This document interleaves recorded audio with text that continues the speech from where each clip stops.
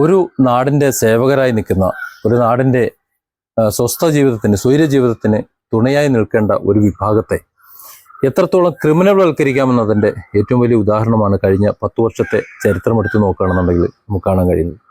കേരള പോലീസിൻ്റെ കാര്യവും പിണറായിയുടെ കാര്യവുമാണ്.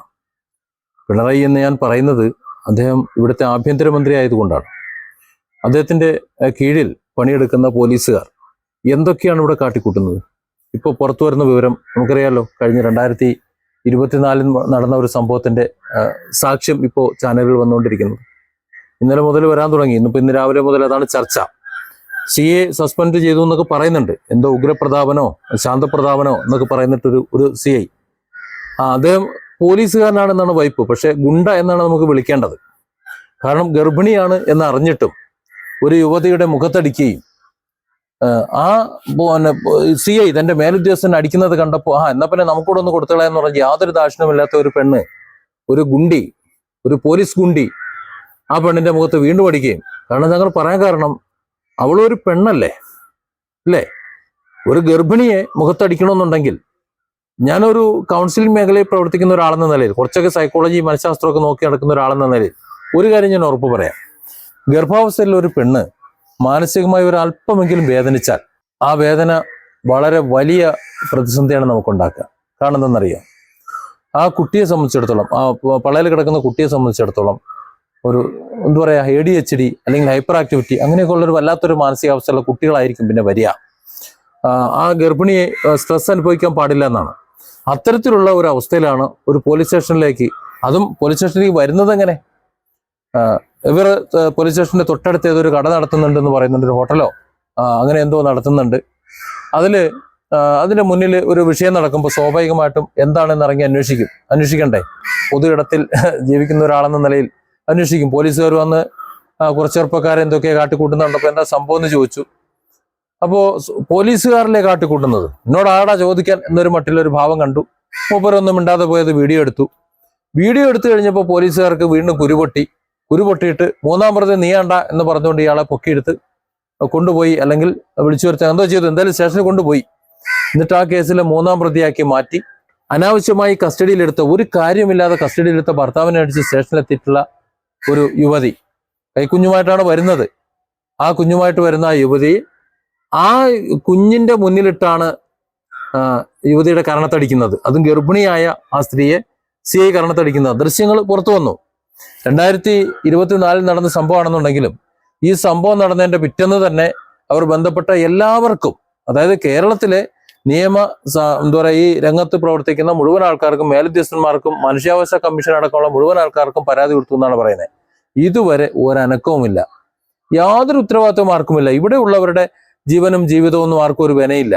ശബരിമലയിലെ സ്വർണമാണെങ്കിൽ, അല്ലെങ്കിൽ അതുപോലെ വയനാട്ടിലെ നാട്ടുകാർ അവിടുത്തെ പുനരുദ്ധാരണത്തിന് വേണ്ടി കൊടുത്തിട്ടുള്ള പണമാണെങ്കിൽ, അതൊക്കെ ആണെങ്കിൽ മതി നമുക്ക്. അല്ലാതെ അതിനെക്കുറിച്ച് അല്ലെങ്കിൽ പിന്നെ എന്താ പറഞ്ഞിട്ടെന്താ കാര്യം? ഇവിടെ പാവപ്പെട്ടവന്റെ ജീവിതം നന്നാക്കി കഴിഞ്ഞാൽ, അല്ലെങ്കിൽ അവന് സുരക്ഷിതത്വം കൊടുത്തു കഴിഞ്ഞാൽ നമ്മുടെ അക്കൗണ്ടിലേക്ക് പണം വരില്ലല്ലോ. അപ്പൊ നമ്മുടെ ആഭ്യന്തരമന്ത്രിക്കും ഇവിടുത്തെ ഭരണവർഗത്തിനും അത് മതിയായിരിക്കും. അതിനെ സപ്പോർട്ട് ചെയ്യുന്ന ഒരു പോലീസ് സംവിധാനം കൂടി ആവുമ്പോൾ നമുക്ക് എന്ത് തോന്നിയ ദിവസം കാണിക്കാമെന്നാണ്. അതിന് ശബരിമലയായാലും നാട്ടുകാരൻ നെഞ്ചത്ത് കുതിര കയറുന്നായാലും എന്തായാലും ഇവിടെ എന്താ സംഭവിച്ചത്?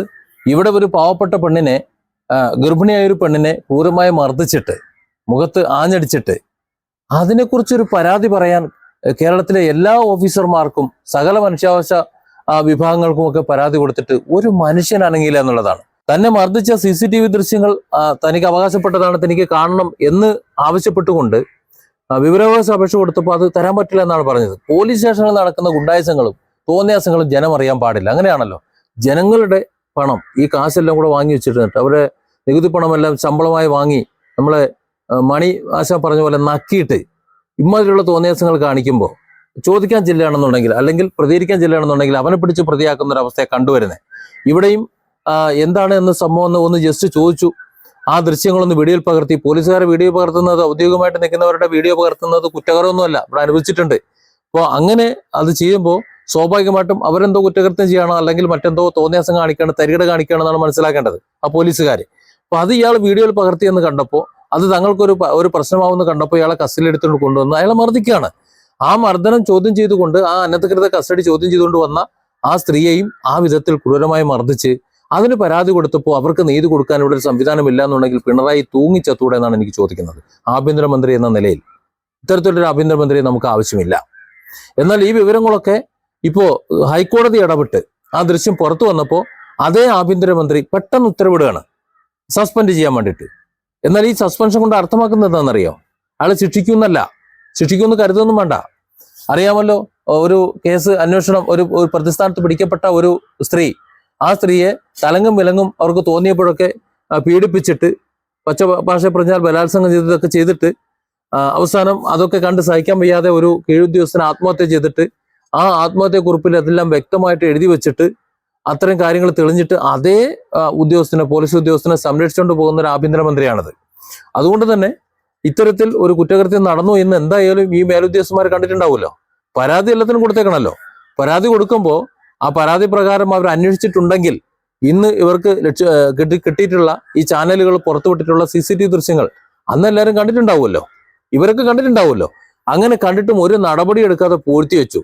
അവസാനം ഹൈക്കോടതി ഇടപെട്ട് ആ ദൃശ്യങ്ങൾ പുറത്തു വന്നപ്പോഴാണ് പിന്നെ നാണമാനം നോക്കി വെക്കും. പിന്നെ മാനം കിട്ടേ പറ്റും. പിന്നെ ഉടനെ പുണ്യാളച്ചനായി മാറുകയാണ് ഇവിടുത്തെ ആഭ്യന്തരമന്ത്രി എന്ന് പറയുന്നത്. പിന്നെ പിണറായി പിന്നെ പുണ്യാളച്ചന ഉടനെ ഒരു സസ്പെൻഷൻ കൊടുക്കുന്നു. സത്യത്തിൽ ഈ സസ്പെൻഷൻ എന്ന് പറഞ്ഞാൽ അവർക്ക് കിട്ടിയൊരു അനുഗ്രഹമാണ്. അതായത് എൻ്റെ പൊന്നു മോനെ, നീ ഇനി സ്റ്റേഷനിൽ വന്നാൽ നാട്ടുകാർ നിന്നെ പഞ്ഞിക്കിടും, മറ്റുള്ളവരുടെ മുഖത്തേക്ക് നോക്കിക്കഴിഞ്ഞാൽ നിനക്കൊരു ചമ്മല് വരും, നാണക്കേടല്ലേ, അതുകൊണ്ട് നീ കുറച്ചു കാലം വീട്ടിലിരിക്കെ, നിനക്ക് തിന്നാനും ഉടുക്കാനും കുടിക്കാനും ഉള്ളത് ഞാൻ വീട്ടിലെത്തിച്ചു തരാം എന്നാണ് പറയുന്നത്. കുറച്ച് കഴിയുമ്പോൾ നാട്ടുകാരെല്ലാം മറന്നു കഴിയുമ്പോഴേക്ക് നമുക്ക് സസ്പെൻഷനൊക്കെ പിൻവലിച്ച് ബാക്കിയുള്ള ശമ്പളമൊക്കെ തന്ന് വീണ്ടും ഗുണ്ടായിസം കാണിക്കാൻ വേണ്ടിയിട്ട് നിനക്ക് യൂണിഫോം തിരിച്ചു തരാമെന്ന്. അതാണല്ലോ ഈ പിണറായി പറയുന്നത്. എത്ര പേരെ പുറത്താക്കിയിട്ടുണ്ട്. ഈ പോലീസ് സ്റ്റേഷനിൽ വന്നിട്ടുള്ള ആ ഗർഭിണിയാണ് എന്ന് പറഞ്ഞിട്ടും അവരെ മർദ്ദിച്ചിട്ടുള്ള CA സ്പോട്ടിൽ തൂക്കിയെറിയണം. ഇങ്ങനെയുള്ള ഗുണ്ടകൾ എന്തിനാണ് ഈ സ്ഥാനത്തിരിക്കുന്നത്? അവിടെ വെച്ചോണ്ടിരിക്കരുത്. പോലീസ് എന്ന് പറഞ്ഞാൽ എന്താണെന്ന് മനസ്സിലാക്കിയത്, കേരള പോലീസ് എന്ന് പറഞ്ഞാൽ എന്താണെന്ന് മനസ്സിലാക്കിയത്. ഇങ്ങനെ ഗുണ്ടകളെന്ന നല്ല അന്തസ്സും അഭിമാനമുള്ള, കേസന്വേഷിക്കാൻ കഴിയുമ്പോൾ പ്രാപ്തിയുള്ള കുറച്ചുപേരുള്ള ഒരു പ്രസ്ഥാനമാണ് ഈ കേരള പോലീസ് എന്ന് പറയുന്നത്. അതിൽ കുറെ ഗുണ്ടകളെ തിരികെ കയറ്റിയിട്ട് അവരെ പോലീസ് എന്നിട്ട് വിളിച്ചിട്ട് കൊണ്ട് നടന്നിട്ട് എന്താ കാര്യമുള്ളത്? നാട്ടുകാരെ നെഞ്ചത്ത് കയറി നാട്ടുകാരനെ നട്ടെല്ലാം തല്ലി ഓടിച്ച് ഇങ്ങനെ വരുന്നവരെയൊക്കെ തല്ലിക്കൊന്നിട്ട് എന്താ അതിന് കാരണം എന്ന് പറയും? വെച്ചോണ്ടിരിക്കുന്നത് എന്താ കാരണം? അപ്പൊ ഈ സസ്പെൻഷൻ കൊണ്ടൊന്നും കാര്യമൊന്നുമല്ല. മുഖ്യമന്ത്രി എന്ന് പറയുന്ന ആഭ്യന്തരമന്ത്രിക്ക് ഒരിത്തിരെങ്കിലും നാണവും മാനവും ഉളുപ്പും ഉണ്ടെന്നുണ്ടെങ്കിൽ, കുറച്ചെങ്കിലും ചിന്ത ഉണ്ടെന്നുണ്ടെങ്കിൽ ദൃശ്യം പുറത്തു വന്നു. ഇനിയൊരു അന്വേഷണത്തിന്റെ ആവശ്യമൊന്നുമില്ല. പോലീസ് സ്റ്റേഷനിൽ CCTV ദൃശ്യങ്ങളെ പുറത്തു വന്നേ. ഇനി എന്ത് തെളിവാ? ഇനി എന്ത് അന്വേഷണമാ? ഇത്തരത്തിലൊരു ഗർഭിണിയായ ഒരു സ്ത്രീയുടെ മുഖത്തടിച്ചിട്ട്, അറിയാമല്ലോ ഞാൻ നേരത്തെ പറഞ്ഞതുപോലെ വളരെ പ്രയാസമാണ് ആ സമയത്ത്. മാനസികമായി ഒരു സംഘർഷവും ഉണ്ടാകാൻ പാടില്ലാത്തൊരു സമയത്ത് ആ മുഖത്തടിക്കുകയും പിടിച്ചു ഉന്തയും ഒക്കെ ചെയ്ത് അപമാനിച്ച് മർദ്ദിച്ച് ഇതൊക്കെ ചെയ്തതിന് ശേഷവും ഏറ്റവും രസം എന്ന് പറഞ്ഞാൽ ആ ഭർത്താവിനെ മർദ്ദിച്ചതിന് ശേഷമുള്ള കഥയാണ്. ഭർത്താവിനെ മർദ്ദിച്ചു, റിമാൻഡ് ചെയ്തു എന്നാ പറഞ്ഞത്. നിരപരാധിയായി ഒരുത്തനെ പിടിച്ചോണ്ട് പോയി കള്ളക്കേസിൽ പെടുത്തി റിമാൻഡ് ചെയ്തു. പോലീസ് സ്റ്റേഷനിൽ ക്രൂരമായി മർദ്ദിച്ചു. മെഡിക്കലിന് കൊണ്ടുപോയ ആ മെഡിക്കൽ ഓഫീസറോട് ആ ഡോക്ടറെ അടുത്ത് തന്നെ മർദ്ദിച്ചു എന്നും തനിക്ക് ഒരുപാട് പരിക്കുണ്ട് എന്നും പറഞ്ഞിട്ട് വെള്ള പേപ്പറിൽ ഇപ്പിടാന്ന് പറഞ്ഞത്രേ. കാരണം ഇവിടെ എല്ലാം ഗുണ്ടകൾക്ക് അനുകൂലമാണ് ഇവിടുത്തെ എല്ലാ ആഭ്യന്തര സംവിധാനങ്ങളും, ജനങ്ങൾക്ക് വേണ്ടിയിട്ടില്ല. ആ വെള്ള പേപ്പറിൽ എഴുതിയിട്ട് കഴിഞ്ഞാൽ ഒരുപക്ഷെ പോലീസുകാരനെ തല്ലിയിട്ടുണ്ടെന്ന്, പോലീസുകാരനെ പരിക്കുണ്ടെന്നായിരിക്കും അവിടെ എഴുതി വെക്കുക. മജിസ്ട്രേറ്റിനോട് പറഞ്ഞപ്പോൾ എന്തേ ഒപ്പിട്ട് കൊടുക്കാന്ന് നോക്കിയപ്പോൾ എഴുതിയാലല്ലേ ഒപ്പിടാൻ പറ്റുള്ളൂ. വെള്ളപ്പേപ്പറിൽ ഒപ്പിട്ടാൽ ഈ പറഞ്ഞ പോലീസും ഈ പറഞ്ഞ ഗുണ്ടകളും ചേർന്ന് ഏതെല്ലാം വിധത്തിൽ എഴുതി വെക്കുന്ന ആര് കണ്ടു? അപ്പൊ അയാൾ അതും പറഞ്ഞു. മജിസ്ട്രേറ്റ് വിവരങ്ങൾ കേട്ടോ ഇല്ലയോ, എഴുതി വെച്ചോ എന്നുള്ള കാര്യമൊന്നും പുറത്ത് നമുക്ക് അറിയാൻ കഴിയുന്നില്ല. ഏതായാലും ഒരു പ്രതി എന്ന നിലയിൽ അവിടെ എത്തിയപ്പോൾ അയാളത് പറഞ്ഞപ്പോൾ രേഖപ്പെടുത്തിയിട്ടുണ്ടാവുന്നതാണ് തോന്നുന്നത്. നാളെ ഇനി ഒരു പക്ഷേ കേസ് മുന്നോട്ട് വരുമ്പോൾ നമുക്ക് അപ്പം ആലോചിക്കാം. ഏതായാലും നിരപരാധിയായിട്ടുള്ള ഒരുത്തന്റെ പേരിൽ കള്ളക്കേസ് ചുമത്തി അവനെ ജയിലിലിട്ടതും പോരാ, ഗർഭിണിയായ ഒരുത്തിയെ പോലീസ് സ്റ്റേഷനിലിട്ട് മർദ്ദിച്ച് അവശയാക്കിയതും പോരാ, എന്നിട്ട് ആ പോലീസുകാരനെ വെച്ച് പൊറപ്പിക്കുന്ന ഒരു സംവിധാനമായി ഇവിടെ നടക്കുന്നത്. ഇതുകൊണ്ടാണ് ഞാൻ പറഞ്ഞ ആഭ്യന്തരമന്ത്രി തൂങ്ങിച്ചാവണം. ഇതിനേക്കാളും നല്ലത് അതാണ്. പിണറായി എന്ന ഇരട്ടച്ചങ്ങനെ ഒരു അല്പമെങ്കിലും ആംബിയർ ഉണ്ടെന്നുണ്ടെങ്കിൽ ഇത്തരത്തിലുള്ള ഗുണ്ടകളെ, ജനസേവകരായി നിലകൊള്ളേണ്ട ഇത്തരത്തിലുള്ള ഗുണ്ടകളെ വെച്ച് പൊറപ്പിക്കരുത്. അതെങ്ങനെ?